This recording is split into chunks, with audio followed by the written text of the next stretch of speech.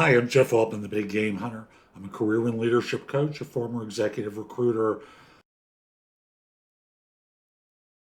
I work with people internationally to help them find work, hire more effectively, manage better, lead better, and so much more. Here, I want to talk with those of you who are older professionals about some of the mistakes that you make when you job hunt that prove so costly to you.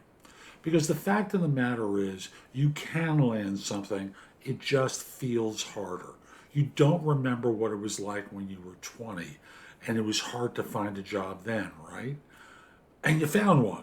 And now that you're 55, 60, 65, 70, or older, it's even harder, so it feels.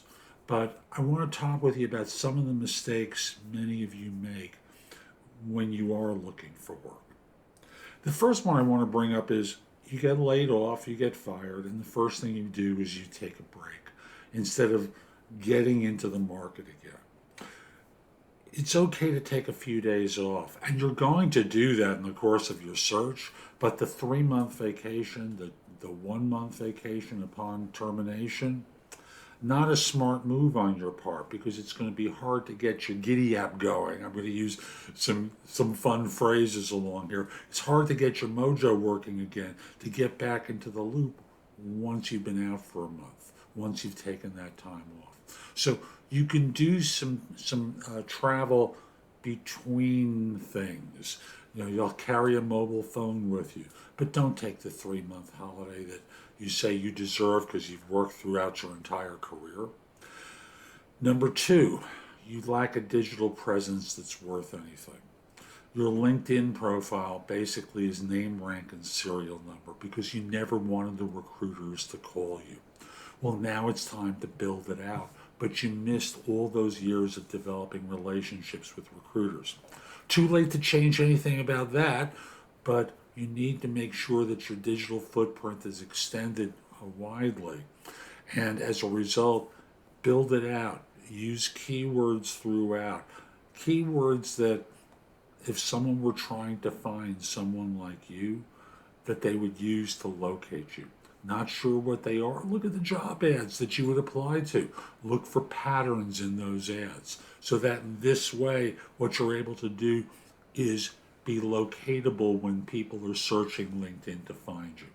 And with that, I'll simply say one of the things that you don't do is because you feel a certain amount of shame or embarrassment, you don't make sure that your extended family or your friends really know that you need help. And even if you do, you're afraid to bring it up again. You need help. And I'm not saying to bring it up every week, but make sure that folks know what you do, understand what you do, ask them for recommendations to people at particular firms where you think they might know someone, so that you can start getting informational conversations with people within those firms. Because your goal is not just simply to apply to jobs on the web, but you want to be networking into those organizations. Networking has a bad rap. Let's try connecting with people into those organizations so you can learn what they look for. You can develop relationships with people within particular target firms of yours so that in this way, when someone opens up, you might be top of mind for someone internally. I'll say the next one is your resume doesn't emphasize recent experience. It's one of these monsters that's been built on over the course of years. It's a Franken resume. And as a result, all you've done is add new things onto old things, and now it's a beast. I remember when I worked in recruiting, as I did for so many years, I would see these resumes that were like kludgy. And what would happen is the recent work got 2 lines, and things that someone did 10 years ago got 3, 4 paragraphs. Now, you can rationalize that with, well, what I'm doing now is pretty trivial. Who said? And if it is, they're going to find that anyway, and it's going to be a basis for rejection. Lay it out openly. Be clear about it. And there's a way to write the old stuff in less space so you can beef up this, because your resume should be no longer than 2 pages. Let's see now. Um, in the course of your life, you haven't constructed your life in a way that you can have salary flexibility. You don't have savings. You're mortgaged to the hilt. As such, it's time to live below your means so that you can hold out longer. Not sure how to do that? You can cut back on some expenses that you've grown comfortable with. Um, After all, if you can't afford to be out for a period of time, you're going to interview with anxiety, and no one likes desperate people. You know, when you were hiring, you didn't like the desperate job hunter. What makes you think they're going to be any different? So you can't look desperate. Cut back on your expenses now. Like you're out of work, cut back on them now. Do you need that full cable package? Maybe, I don't know. But can you live without that next pair of sneakers? Do you need to have every streaming service that you have now? Could you live on one or two less? It's a small amount, but over time, every small thing that you do is going to give you another week, another month, another quarter that you're not necessarily going to feel the pressure on. Your summary says that you have 20 years of experience, 30 years of experience, 40 years of experience doing what you do, because right away that signals your age. Some people tell you to take your dates off for when you got your degrees, and certainly if you're completing applications on applicant tracking systems, if you can avoid putting in those dates from the antiquities, do it. If you can't, you got to put it in. And I'll simply say, every time your summary lists 20, 30, 40 years of experience, that's not desirable.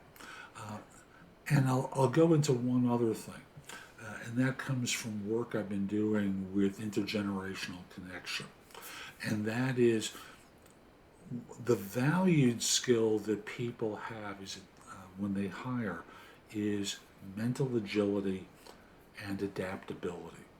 So where your resume can talk with you about making quick moves when you recognize that there was a problem, that you learn new things, instead of, I have all this experience that no one really cares about because much of it is from the Stone Ages, then what you're demonstrating is a younger related skill set rather than an old one. Now here's a couple of bonuses for you. Some of you look for the perfect job to apply to. It doesn't have to be perfect. It has to be close. But no one's going to have every criteria for every position. You let your heart drop when you see the young interviewer, and thus you're immediately in the victim emotion rather than the, I want to connect with this person feeling. Your appearance, you have outdated clothes and hair that signals, subconsciously to people that you're old. And as such, you might be set in your ways. And they extend that even further, but you know what I'm talking about. Lastly, you let your skills age. And there's easy online ways that you can bring yourself up to speed. Whether it's on YouTube where you can take courses there, or you can do something like on LinkedIn Learning, which is a premium function where you can take courses online, get certified through LinkedIn Learning. It's not the same as going to a university, but it brings your skills up to date. And as such, learn. I don't mean just sit there and go, oh, I can't believe I have to do this, but really learn so that in this way, when you go to interviews and they say, so have you done this? I haven't done it professionally. I took a course online and learned a lot of the functionality to it. And thus, you can look someone square in the eye and with conviction state that you've been trained. So this way, You know, some people are going to dismiss it as not the same as having had experience. We can't change that. But what we can do is emphasize that we're trying, we're, we're working hard. And if they blow past it, you can ask them in the course of the interview, was that not enough for you? Could you at least ask a couple of questions to determine what I actually know about this?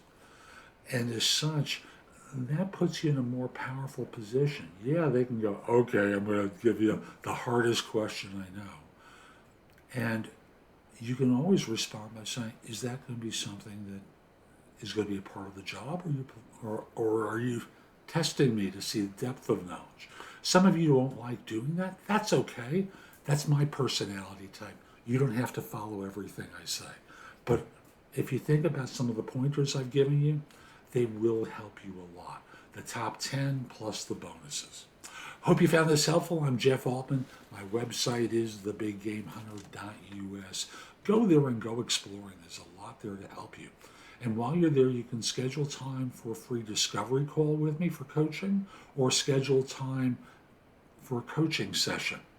I'd love to help you. And if this isn't the time for you to do that, at least put that website address in your phone.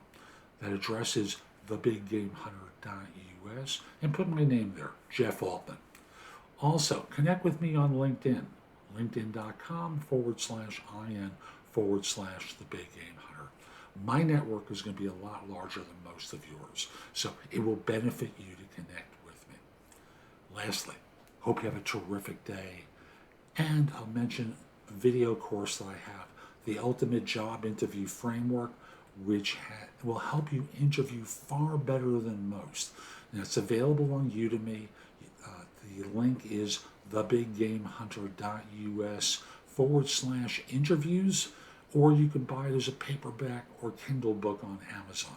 The Ultimate Job Interview Framework. Have a terrific day and be great.